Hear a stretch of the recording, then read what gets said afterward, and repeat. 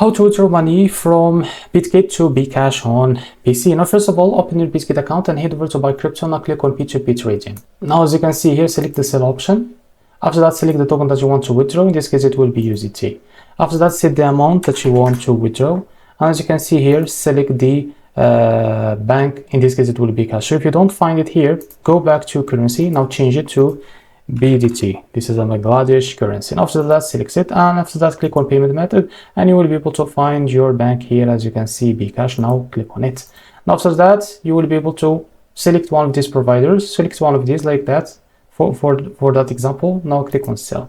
Now after that, as you can see here, set the amount that you want to withdraw, and here you will be able to see how much you will be able to receive on your currency. Now after that, add your payment method and click on sell USDT. After that, you will be able to receive your money or your bank account. So this is how to withdraw money from Bitget to Bkash on PC. If you found this very helpful, please like and subscribe. See you in the next video.